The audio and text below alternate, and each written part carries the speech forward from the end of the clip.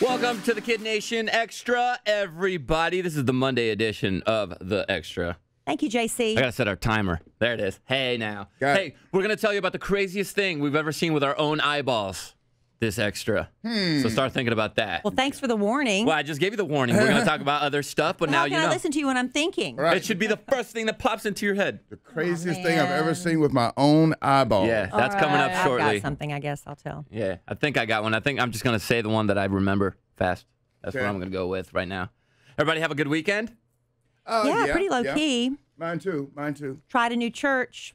Oh, really? We're church shopping. You're Which church sounds shopping? Pretty callous. It sounds kind of, but you want to find the right place. You're home, yeah. Yeah, you're kind of like The Bachelor, but with pastors. Right, they're auditioning for our love. Yeah. The really, as a parent, I think when you're trying to find a church, you want to find some place that your kids want to go to. Yeah. Because there's nothing worse than on Sunday morning when everybody's screaming at each other to get out of the house, get in the car, and you're supposed to be going, to hear God's love, and you're just, it's like Satan is reigning in your own home. Yeah. So if you can find a church that your kids want to go to, it's very helpful. I like my church like I like my gyms. Close. Well, yeah, close does I like help a lot. vicinity. If it's not and sweaty. convenient, I don't believe. Yeah. That Close helps a and lot. sweaty. Being an hour away would not be conducive to probably a happy Sunday morning. So when you're looking for a new church, Kelly, are you going to try it once or twice, or is it a one-off and you're like, nope, and move on to the next one? Sometimes you can get a vibe immediately. This isn't for us. But, if you really like it, give it more than one try. Yeah, for because, Before you join. everybody makes a great first impression, you think.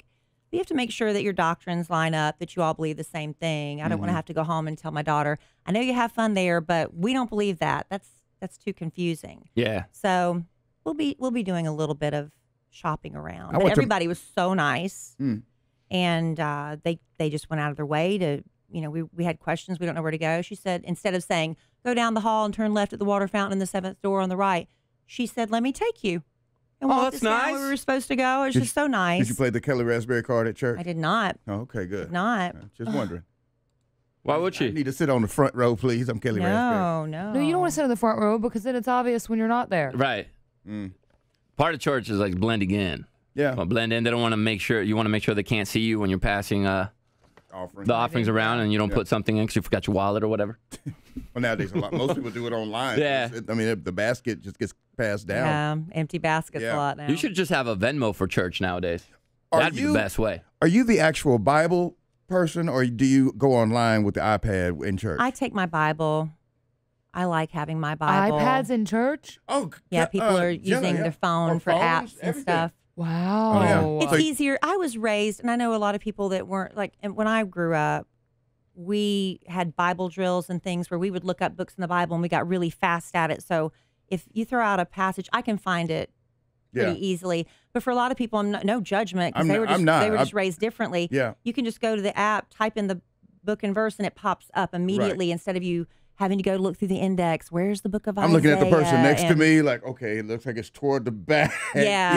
Yeah, that's me too, Al. And that can be intimidating for a lot of people. Yeah. You feel like, well, I'm not as good as you because you can find it so quickly. I can find and then the Genesis person's and- being all superior. Look, I opened my Bible right up to it. With the app, it takes that out. I can find Genesis and Revelations pretty fast, but about the ones in between there, it's a little dicey sometimes. Sometimes I'll just have the pages open and I'm not even on the right page. I just pretend. Yeah. I'm so lost. I feel so out of place sometimes. I'm like, I need to be better. They started putting the verses up on the screen. You Yeah. don't even have to bring Yeah, your Bible that's true. anymore. Yeah, but that's it's just true. habit. for Pastors me. are making Wow. it easy on us that we can't find anything on there. Yeah. Big Al, you have to deal with the heartbreak of the Facebook memory this morning. I heard you, bro. The Facebook memory, they need to figure out a way for you to block certain people or memories in case there's a breakup. I know how. If you're still single, I don't want to see a Facebook memory. Right. You know, if Yeah. you're married with children, that's one thing. It still breaks my heart, It's though. usually good. Yeah. But Yeah. for us single people, Facebook memories suck. Before we went on the air, it's like the first thing I like, hello, Facebook. Oh, that's ex-girlfriend. I mean, First thing he sees. It was 5 years. So, there's know. always going to be a memory. And we took a lot of pictures when we were together. I was like, But that's going to pop up every year on this day. There's gotta be a way to There's delete got to it. be a way, Maybe. man. The only thing I hate about Facebook memories is because I'm usually wearing the same thing I wore 11 years ago. It's like, man, I got to Yeah. get rid of that. Need to spruce up the wardrobe there because I have been wearing the same things for the last few years. But so if you could do that, Facebook, if you know someone at Facebook that can do that. And Maybe it's Instagram, helpful. don't you dare start that Instagram. Don't you start the memory thing because we're already dealing with that on Facebook. Right. All right, let's get to the question of the day, though, because David wrote us and said, hey, what is the craziest thing that you have ever seen with your own eyeballs? I'll go first because it's the first thing that I remember. Okay. It happened in high school. I think I was a sophomore. We were at the beach in San Diego. And my buddies and I were there. It was probably it was sunset, so it was probably like 6 or 7. And we caught a homeless couple definitely getting it on. Oh, wow. Full on, no blankets, no coverage, nothing. Were they attractive homeless people? I'm sure if you gave them a shower and dressed them up, sure. But we watched it, and we couldn't take our eyes off of it. It was shocking. And then the girl got up and just went to the bathroom right there in front of everyone. Oh, my. So I would say that's probably the most or craziest thing I've seen with my own eyeballs. My. Yeah, a little rated R. I guess mine was when I scaled a wall. I guess that's what you call it. When it's like a charity thing, and you go up the elevator to the top of the building. There's 2 or 3 SWAT guys up there, and then you rappel down the building. But in answer to the question, the craziest thing I saw, I looked down, and when I was on the side of this building, and I looked down, I was like, holy moly, that's the ground. Yep. And there's nothing holding me except for this rope from going splat. And that is ingrained in I will never do that again. It's not fun, not my thing. Not my thing. Kelly? Out of time? Yeah, but it's okay. We're going to play it off what we can do. I've seen a lot of things, but I remember when I was probably in about the 7th grade, my family went to the mountains on vacation, and we went to one of those animal sanctuaries where you go, and we're over there watching them milk the rattlesnakes, and we heard this scream, and we turned around, and a bear was attacking one of the zookeepers, I guess you'd call them, and my dad ran over, and all these men ran over, and they didn't know what to do. So my dad grabbed a water hose and started spraying the bear in the eyes, hoping it would make him drop her. Yeah. And Mr. somebody else Raspberry. ran in. Yeah. And then they ran in and they tried to grab her out, but because she was wet, it was hard to get her at that point. Yeah.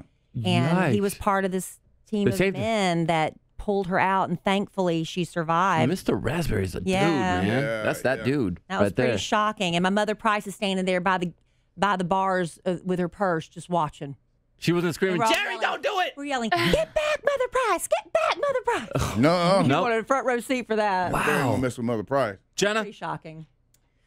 Probably when I was in a hotel and the elevator doors opened up and I was getting on the elevator to go down, and it was Michael Jackson and his 2 kids. Yeah.